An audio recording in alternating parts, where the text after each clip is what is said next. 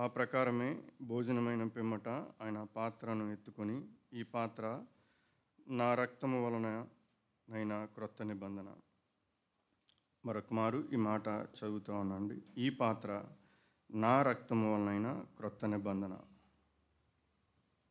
ఇక్కడ ప్రభువారు ఈ మాటను ఇలా ప్రస్తావిస్తూ ఉన్నారు. నా రక్తము వలన అంటే ఆది దినాల్లో పాత నిబంధనలో తండ్రి అయిన దేవుడు కూడా నేనే దేవుడును అని ప్రస్తావించటం, అంటే నేనే అనేది ఒక గొప్ప విషయాన్నిగా మనం చూడవచ్చు. ఒక గొప్పది, ఒక ప్రఖ్యాతి కలిగింది, ఒక ఘనమైనది. అంతకు మించింది లేదు, అంతకు ముందుకు ఉన్నది లేదు, దాని తర్వాత లేదు అనేది అర్థం అన్నమాట. అందుకనే నేనే అనే చోట్ల నేనే యెహోవాను, నేనే దేవుడైన యెహోవాను, నేనే అనే సందర్భాన్ని మనం చూస్తూ ఉంటాం. ఈ క్రొత్త నిబంధనలోకి ఇక్కడ వచ్చినప్పుడు రక్షించబడిన మనకి, రక్షణ లేని వారికి కూడా ఇదొక గొప్ప ఘనమైన మాటగా ఇక్కడ మనం ఆలోచన చేయొచ్చు. ఆయన చెప్తూ ఈ మాట అంటూ ఉన్నారు, నా రక్తము వలన. అంటే ఈ లోకంలో ఎన్నో రక్తపాతాలు ఉన్నవి. గతంలో పాపాలు పోవటానికి వారి యొక్క పరిహారార్థం ఎన్నో పశువులు వధించబడ్డాయి. అనేక మంది వారు అలాంటి కార్యక్రమాలు చేసిన పరిస్థితి కూడా మన అన్యులుగా ఉన్నప్పుడు చూసాం. పాత నిబంధన కింద ఉన్న వారిని కూడా చూసాం. వారి యొక్క బలులు వారి యొక్క పాపాన్ని తీసివేయలేకపోయినాయి. అయితే ఈ లోకంలో కొన్ని రక్తాలు ఏ విధంగా ఉన్నాయి అనేది ఈ ఉదయకాలం మనం ఆలోచన చేస్తూ ఉండగా ఆదికాండం 4వ అధ్యాయం 9వ వచనాన్ని ఇలా చదువుతానండి. యెహోవా, నీ తమ్ముడైన హేబేలు ఎక్కడున్నాడని కయీనును అడగగా, 10వ వచనం. అప్పుడు ఆయన, నీవు చేసిన పని ఏమిటి? నీ తమ్ముని రక్తం యొక్క స్వరం నేలలో నుండి నాకు మొరపెట్టుచున్నది. నీ తమ్ముని యొక్క రక్తం యొక్క స్వరం నేలలో నుండి నాకు మొరపెట్టుచున్నది. ఇది ఒక సహోదరుని రక్తం ఏ విధంగా మొరపెడుతుందంటే, దేవునికి ఆ రక్తం తన సహోదరుడి మీద ఫిర్యాదు చేస్తూ ఉంది. ఒక నేరాన్ని మోపుతా ఉన్న రక్తం ఇక్కడ చూస్తూ ఉన్నాం. తన సహోదరుడి మీద నేరాన్ని మోపుతుంది దేవుని దగ్గర. అన్యాయంగా నా రక్తాన్ని చిందించాడని మొరపెడుతున్నట్లు ఇక్కడ మనం చూస్తున్నాం. ఇది సహోదరుని రక్తం. మరొక రాజుల గ్రంథము, మొదటి రాజుల గ్రంథము 21:19 మనం చూసినట్లయితే, మొదటి రాజుల గ్రంథము 21:19.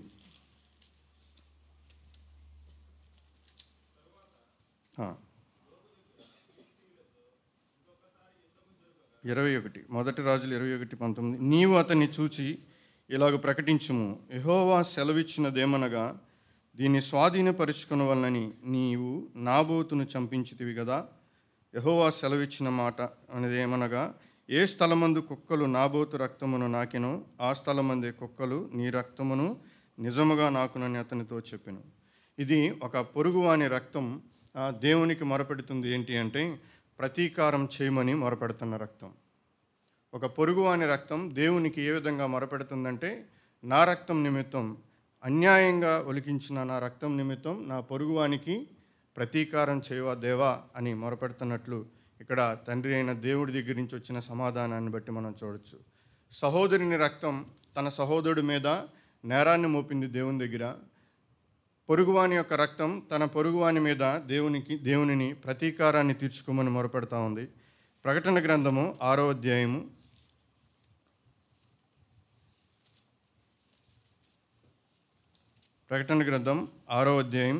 9వ వచనం నుంచి నేను చదువుతా ఉన్నా అండి.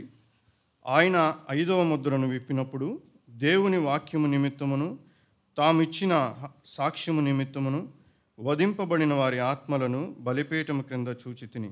వారు, నాదా, సత్యస్వరూపి, పరిశుద్ధుడా, ఎందాక తీర్పు తీర్చకయు మా రక్తము నిమిత్తము భూనివాసులకు ప్రతిదండన చేయకయు ఉండు అని బిగ్గరగా కేకలు వేసిరి. ఇక్కడ చూసినట్లయితే రక్షించబడక మునుపు మనలో ఇంకా రక్షణ లేని వారి విషయమై ఈ యొక్క పరిశుద్ధుల యొక్క రక్తం, సువార్త నిమిత్తం హతసాక్షులైపోయిన వారి రక్తం ఏవని తండ్రికి చెప్తా ఉందంటే, మా రక్తం నిమిత్తం నీ రక్తం కిందకి రాని వారి విషయమై తీర్పు తీర్చవా ప్రభువా, మా రక్తం నిమిత్తం వారికి ప్రతిదండన చేయవా అని తండ్రి అయిన దేవుడికి మొరపెడతా ఉంది. ఇది పరిశుద్ధుల రక్తం. సువార్త నిమిత్తం రక్షణ సువార్తను మన దగ్గరికి తీసుకొచ్చిన వారిని ఈ భూలోక నివాసులు ఎరగక వారిని చంపిన వారు ఆ యొక్క రక్తం బలిపీఠం కింద ఏమని మొరపెడుతుందంటే, మా రక్తం నిమిత్తం భూనివాసులకు తీర్పు తీర్చవా ప్రభువా, ప్రతిదండన చేయవా అని మొరపెడతా ఉంది. ఈ రక్తం కింద మనం లేనివారంగా ఉన్న గతంలో అయితే మనం కూడా ఈ తీర్పులోకి రావాలి. దేవుని తీర్పులోకి, దేవుని ప్రతిదండనకి మనం గురి కావలసిన వారం. అటువంటి ఈ రక్తం మొరపెడతా ఉంది. మరొకటి నిర్గమాకాండము 12వ అధ్యాయం 21-23 వచనంలో చూస్తే, నిర్గమాకాండము 12వ అధ్యాయం 20 పళ్ళెములో ఉన్న రక్తంలో దానిని ముంచి ద్వారబంధపు పైకమ్మిని 2 నిలువ కమ్ములకును పళ్ళెములోని రక్తమును తాకింపవలెను. తరువాత మీలో ఎవరునో ఉదయం వరకు తన ఇంటి ద్వారము నుండి బయలు వెళ్ళకూడదు. చాలండి. ఇక్కడ మనం చూసినట్లయితే 21 కూడా నేను చదువుతానండి. కాబట్టి మోషే ఇశ్రాయేలీయుల పెద్దలను అందరినీ పిలిపించి వారితో ఇట్లనేను, మీరు మీ కుటుంబముల చొప్పున మందలో నుండి పిల్లను తీసుకుని పస్కా పశువును వధించుడి.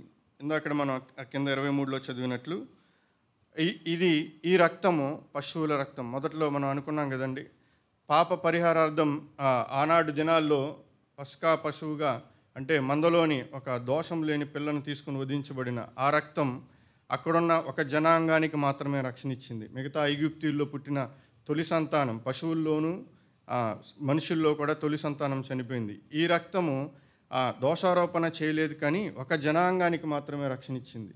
అంటే ఒక తెగకు మాత్రమే రక్షణ కలిగించింది.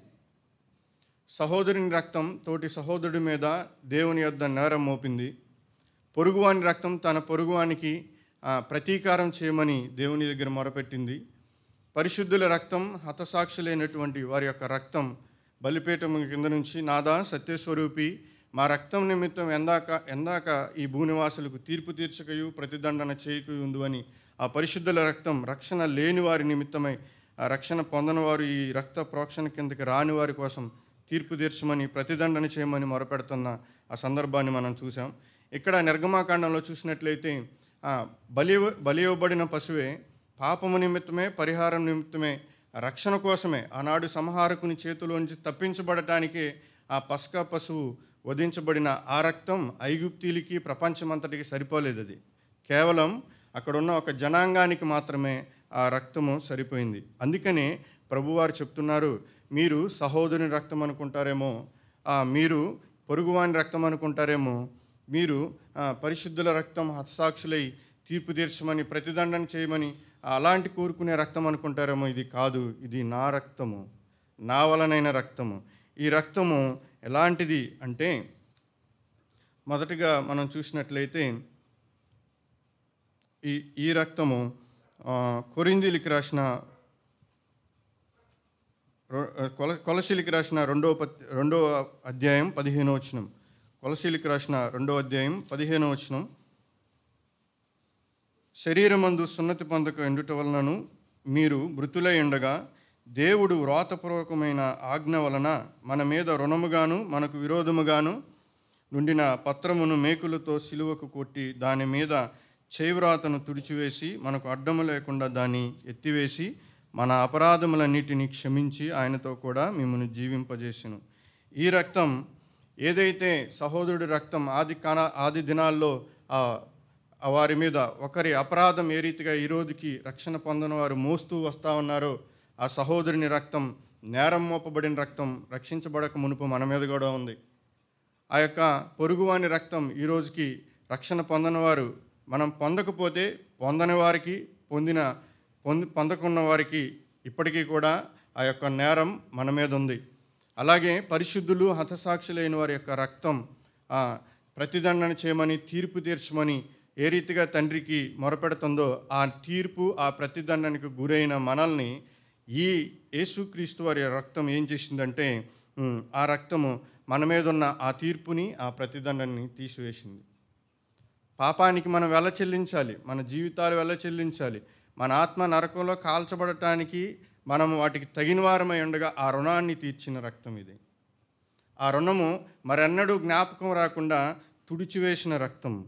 అంత మాత్రమే కాదు, అపరాధముల చేత చచ్చిన మనల్ని బ్రతికించిన రక్తం.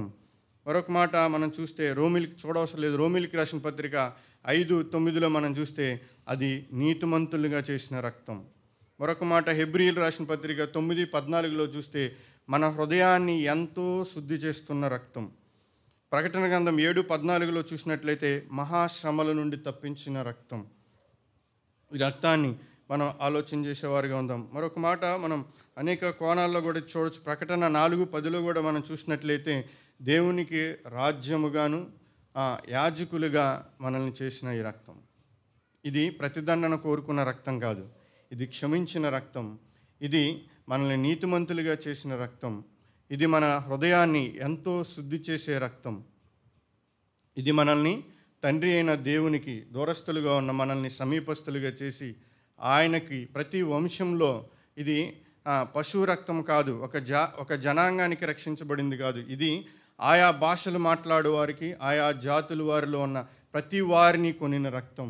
తండ్రి అయిన దేవునికి ఒక జనముగా, ఒక రాజ్యముగా, యాజకులుగా చేసిన ఈ రక్తాన్ని తలపోసుకొంచు ఆరాధనలోకి వెళ్దాం.